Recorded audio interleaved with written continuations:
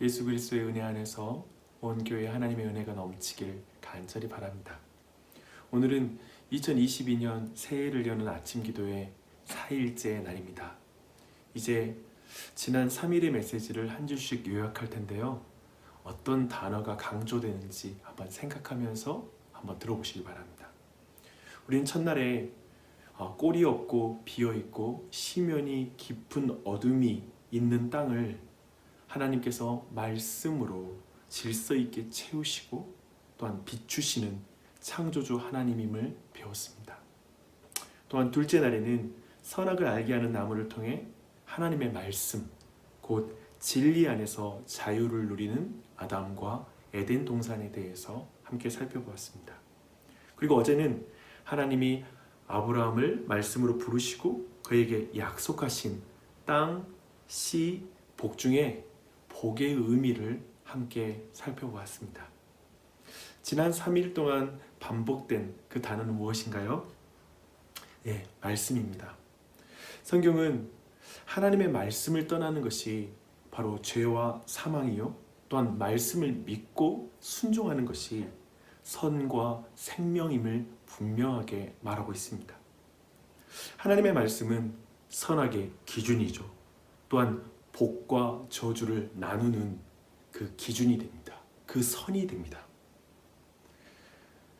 그래서 아브라함의 인생에서 우리가 주목할 것은 하나님의 말씀을 전적으로 믿는 아브라함, 그리고 전적으로 하나님의 말씀에 순종하는 것, 그것이 바로 아브라함의 인생에서 봐야 될 가장 중요한 것이고, 그렇게 하나님이 아브라함을 빚어가고 있다는 사실을 우리는 주목해야 됩니다. 오늘은 아브라함에게 말씀하신 것 중에 그 씨, 곧 민족에 대한 약속이 이루어지는 과정을 함께 살펴보도록 하겠습니다. 이 과정 속에 아브라함이 변화됩니다. 그 변화를 주목해 보십시오. 말씀을 들으며 여러분의 인생을 한번 돌아보시고요, 2022년을 향한 하나님의 말씀을 들으시기를 바랍니다. 하나님은 아브라함에게 씨에 대한 약속을 말씀하십니다. 이 말씀을 전할 때 제가 씨라고 표현하지만 큰 민족을 약속하셨습니다. 약속이 정말 거창하죠. 그러나 아들을 얻는 과정은 아브라함과 사라의 예상을 완전히 벗어납니다.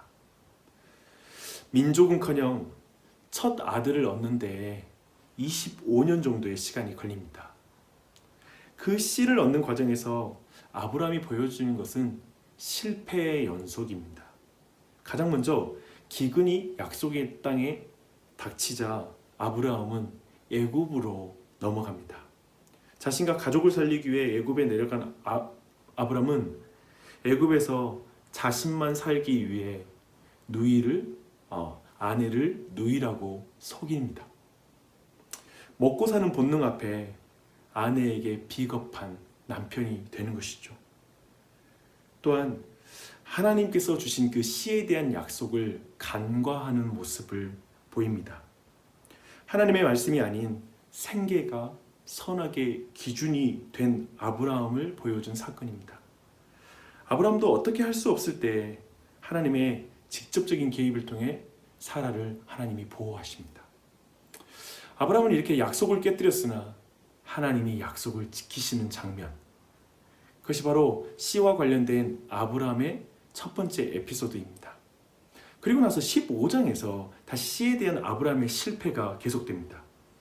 어제 아브라함이 롯을 구하고 소돔 왕의 제안을 거절하고 도리어 멜기세덱에게 10의 1조를 드리는 아름다운 장면 후에 일어난 실패입니다. 이런 내용입니다. 하나님은 환상 중에 아브라함에게 말씀하셨죠. 아브라함아, 두려워하지 말라. 나는 내 방패요 너의 지극히 큰 상급이니라.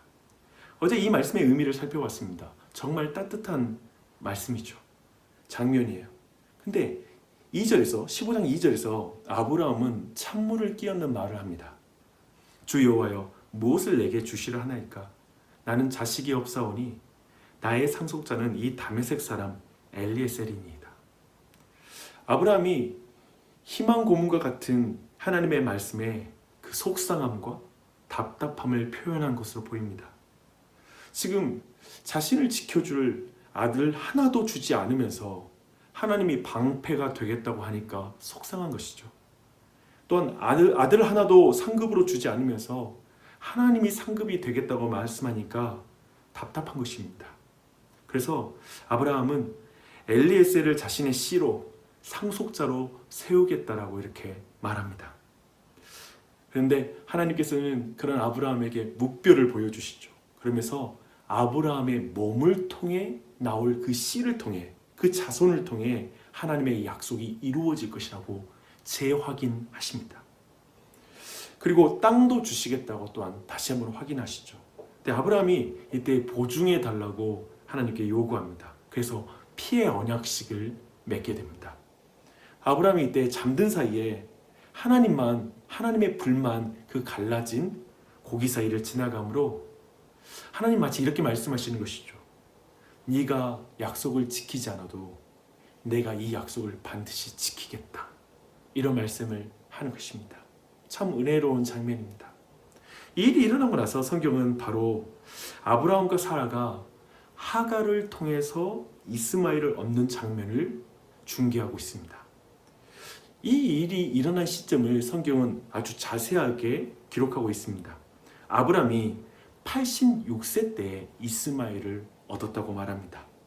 그런데 이 과정에서 주목할 것이 있습니다. 사라가 이 모든 일을 시작할 때 사라가 이렇게 말합니다. 여호와께서 내 출산을 허락하지 아니하셨으니 원하건대 내 여종에게 들어가라.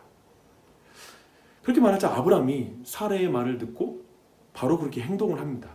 그런데 우리는 방금 전에 하나님이 묵뼈를 보여주면서 여러 가지 약속을 통해 그리고 보증을 통해서 그 약속을 확인해 주시는 그 장면을 보았기 때문에 아브라함이 이렇게 행동하는 게 잘 이해가 되질 않습니다. 그러나 앞뒤 문맥을 우리가 정확하게 성경을 읽어보면 사라의 말을 아브라함이 이렇게 해석했을 것이라고 충분히 상상할 수 있습니다.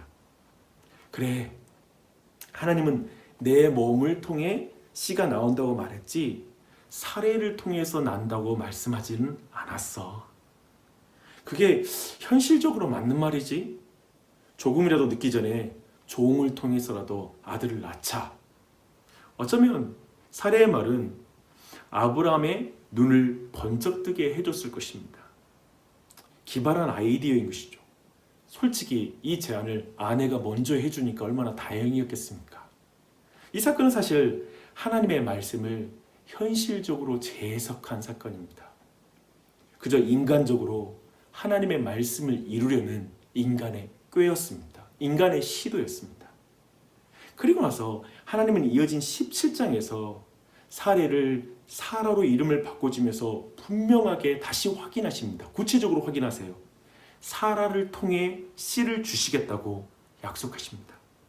그런데 17장 17절을 보면 아브라함이 이 말씀을 들으면서 엎드려 웃으며 마음속으로 이렇게 말했다고 합니다. 100세 된 사람이 어찌 자식을 낳을까? 사라는 90세니 어찌 출산하리요? 아브라함은 하나님께 입으로 또한 말합니다. 이스마엘이나 하나님 앞에 살기를 원하나이다. 여러분, 이 말은 그냥 간과하면 안 됩니다. 지금 하나님이 말씀하고 있거든요. 근데 아브라함은 자포자기 상태가 된 것입니다. 그와 사라의 몸은 아기를 낳을 수 있는 몸이 아니었기 때문에 그렇습니다. 완전히 그런 육체가 아니었습니다. 성경은 매우 의도적으로 두 장의 분량, 굉장히 많은 분량을 할애해서 아브라함과 사라의 내면의 상태, 그 육체의 상태를 분명하게 말하고 있습니다. 18장에서 아브라함이 또한 천사를 대접할 때 천사가 내년 이맘때에 사라에게 아들이 있으리라 라는 말을 듣자 또 사라도 비웃습니다. 부부가 쌍으로 하나님의 말씀에 실소를 터뜨리는 것입니다. 여러분, 이때 좀 주의해서 볼 것은 이 실소는 하나님을 믿지 않는 실소는 아닙니다. 지금 천사를 이렇게 대접하잖아요. 하나님을 두려워하지 않는 그런 실소는 아닙니다. 다만 아마도 아이고 무슨 말씀을요. 노인이 되어 무슨 애를 낳습니까? 그렇게 하지 않으셔도 돼요. 이제 그렇지 않아도 하나님 그냥 믿을게요. 어떤 이런 실수였을 것입니다. 지금 약속을 받은 지 25년 즈음에 와서 아브라함과 사라는 숱한 기대와 그리고 시도의 실패 속에서 하나님의 약속을 완전히 지운 상태인 것입니다. 그런데 1년 후에 천사가 말한 대로 사라는 아들을 품에 품습니다. 사가랴와 엘리사벳에게 하신 말씀, 또한 마리아에게 하신 말씀대로 대저 하나님의 모든 말씀은 능하지 못하심이 없느니라 라는 그 말씀이 그대로 이루어집니다. 아브라함이 이렇게 약속을 받은 지 25년 만에 그 약속한 아들을 얻습니다. 아브라함도 웃고 사라도 웃습니다. 우리가 활짝 웃는다라고 표현하듯 두 사람은 이삭 하고 웃습니다. 그런데 이 씨를 얻는 이 전 과정을 우리네 인생으로 담아낸다면 잘 웃음이 나오지 않을 것입니다. 그렇지 않을까요? 도대체 하나님은 왜 이렇게 일하실까? 왜 이렇게 끝까지 사람을 몰아서 일하실까? 왜 이렇게 아들 하나 얻는 것이 힘이 드는가? 지금 이 질문이 지금 이삭이 이렇게 태어나서 웃고 있는 이 행복한 이 순간에도 우리 마음에서 떠나질 않습니다. 흥미로운 것은 하갈에게는 아들을 얻는 게 좀 쉬워요. 그리고 롯과 딸들이 말도 안 되는 근친상간은 단 1회의 성관계가 임신으로 이어집니다. 시에 몰입되어 성경을 읽으면 이 두 사람, 이 두 사건 또한도 그냥 지나칠 수가 없어요. 남들은 다 쉽게 낳는 아이를, 심지어 좀 들어서면 안 될 아이는 들어서는데 왜 아브라함과 사라는 이렇게 어렵게 아이를 낳습니까?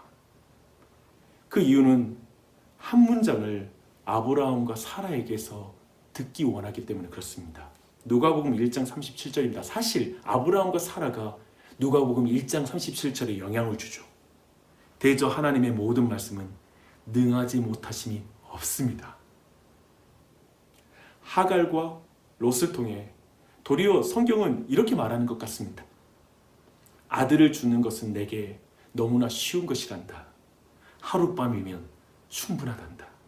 하지만 말씀이 선악의 기준이 되는 아브라함으로 거듭나는 데에는 25년이 필요하단다. 너희는 쉽게 변화되지 않으니 말이다. 아브라함은 정말 이제 이 하나님의 목적대로 변화되었을까요? 하나님의 말씀만이 선악의 기준이 되었을까요? 그것이 드러나는 게 바로 오늘 본문입니다. 22장의 내용이에요.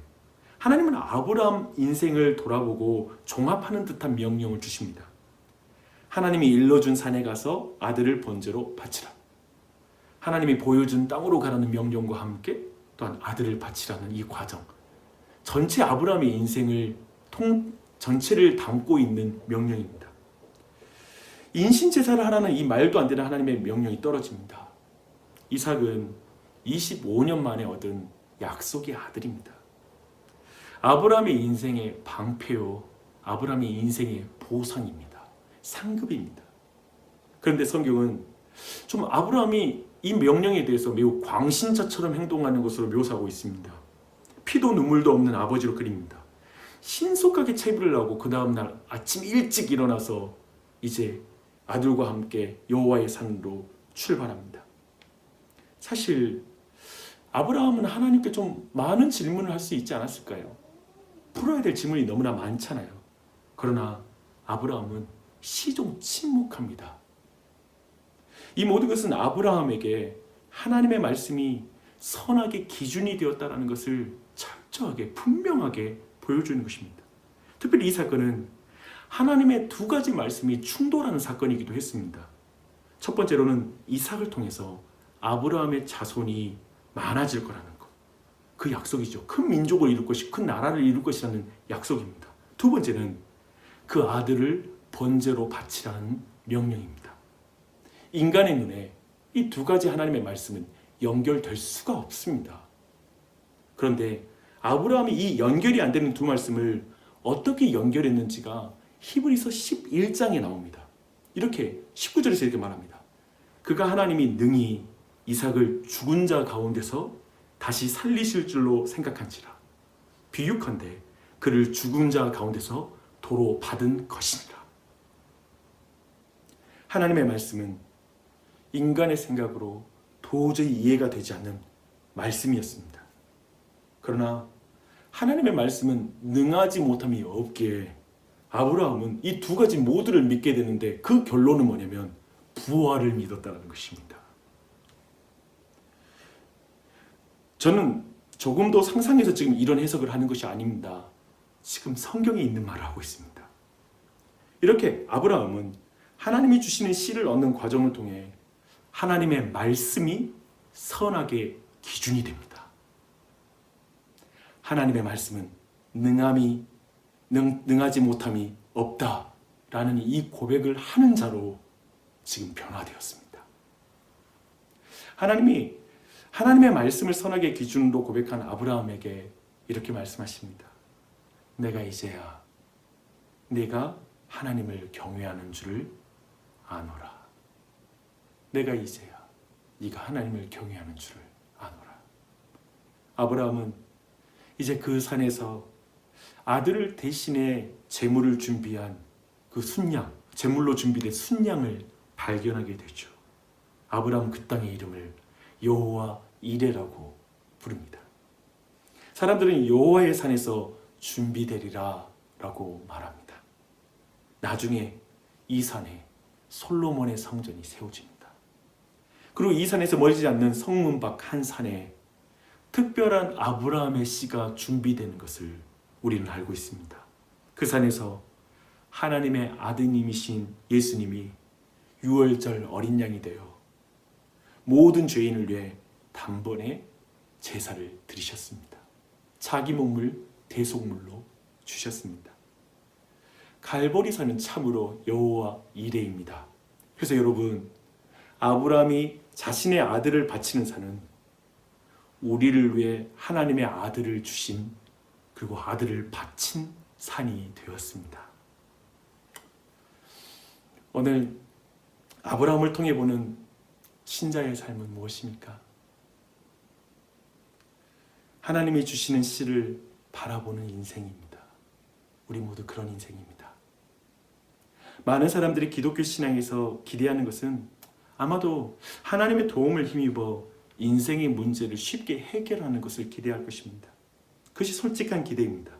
그런데요, 믿음의 여정에서 경험하는 것은 남들이 너무나 쉽게 얻는 것, 심지어 예수님을 믿지 않아도 너무나 쉽게 얻는 것을 우리는 너무나 힘들게 기다리고 기도해야 겨우 얻는 그런 현실입니다. 못내 신자들은 그런 하나님이 서운합니다. 그래서 그 과정에서 하나님의 말씀을 믿지 못하는 그 실패를 거듭하죠. 생존을 위해서 하나님의 말씀을 지울 때가 있습니다. 인간적으로 하나님의 말씀을 해석하면서 인간적인 방법으로 살 때도 있습니다. 중간중간 은혜를 받지만 육체적으로 도저히 불가능할 때 하나님의 말씀에 실수할 때가 있습니다. 신앙을 떠난다는 말이 아닙니다. 그러나 주일이며 말씀을 들을 때, 또한 성경을 펼칠 때 약간은 비웃듯이 그 말씀을 읽게 됩니다. 하나님의 말씀이 선악의 기준이 아니라 내 생존, 내 생계, 성공, 내 육체, 내 이성, 내 합리적인 기준들이 선악의 기준이 될 때가 있습니다. 그리스도인들은 그런 자신으로 갈등하죠. 또한 그런 자신으로 인해서 자책합니다. 그런데 하나님은 그런 아브라함을, 그런 당신을, 그런 교회를 한 번도 놓지 않으셨습니다. 포기하지 않으셨습니다. 그래서 아브라함은 25년 동안 하나님의 말씀이 선악의 기준인 것을 배우게 됩니다. 우리도 그것을 배우고 있습니다. 2022년에 우리는 하나님의 말씀이 선악의 기준인 것을 배웁니다. 배울 것입니다. 그가 바로 하나님을 경외하는 자입니다. 2022년 하나님이 주시는 씨를 바라는 법을 배우십시오. 처음부터 하나님의 말씀이 선악의 기준이 되지는 않더라고요. 하지만 나중에는 그렇게 되어지는 자신을 보게 될 것입니다. 실패하고 넘어지는 여러분을 붙드시는 그 하나님을 만나면서 말입니다. 아브라함 인생의 중간중간마다 하나님이 또 설득해 주시고 보증해 주시고 은혜를 주시고 계속 약속을 갱신해 주시고 또 알려주심으로 그를 끝까지 붙들고 있는 것처럼 우리를 지금 이 아침에도 이 말씀을 통해 붙들고 계시지 않습니까? 이것이 2022년을 여는 영적 시야입니다. 이런 삶이 손 놓고 실패를 소극적으로 받아들여도 되는 그런 삶이라고 생각하지 마십시오. 하나님의 말씀이 이해되지 않아도 순종하는 삶으로 나아가는 적극적인 삶입니다. 내 삶의 악이라고 생각하는 힘든 상황 속에서도 선으로 인도하시는 말씀을 믿고 의연하고 담대하게 말씀에 순종하는 길을 선택하는 삶입니다. 최근에 제가 경험하고 있는 일이기도 합니다. 참 여러 가지 일이 있고 순간순간 근심거리가 있습니다. 근데 그 가운데 오늘도 이 말씀 가운데 저를 붙들고 계시는 것을 정말 경험하게 됩니다. 이렇게 우리가 그 길 위에서 어떤 환경이 닥치더라도 말씀을 선택하고 따라가는 그 순종의 길 위에서 하나님이 예비하신 씨를 우리는 더욱 깊이 만나게 될 것입니다. 예수 그리스도이십니다. 예수 그리스도가 함께하고 계심을 우리는 경험할 것입니다. 그 길이 바로 여호와 이레라는 것을 우리는 고백할 것입니다. 2022년은 여호와 이레입니다. 이 사실을 믿고 함께 기도하겠습니다. 아브라함의 하나님, 여호와 이레의 하나님을 찬양합니다. 주님을 믿고 따르고 있지만 하나님의 말씀이 선악의 기준이 아니라 생존 경쟁이라는 현실 속에 살아남는 것이 선악의 기준이 될 때가 있었습니다. 하나님의 말씀이 아니라 상황이 기준이 될 때도 있었습니다. 사람들의 조언이, 인간적인 방법이 기준이 될 때도 있었습니다. 내 반복된 실패가, 노력해도 안 되는 경험이 기준이 될 때도 있었습니다. 우리는 주님의 약속, 말씀을 놓아버리고 실수할 때가 있었습니다. 그러나 주님은 그런 우리를 놓지 않으셨습니다. 그 하나님을 찬양합니다. 주님, 여기에 주님의 종들이 있사오니 말씀하옵소서. 듣겠나이다. 2022년에도 주님의 말씀에 능치 못함이 없음을 알려주옵소서. 우리를 위해 여호와의 산에 예비된 어린 양 예수님 때문에 어린아이가 걷기 위해 넘어지는 것을 두려워하지 않듯 우리도 주님의 말씀이 기준이 되어 성장하기까지 넘어지는 것을 두려워하지 않겠습니다. 예수님의 이름으로 기도합니다. 아멘.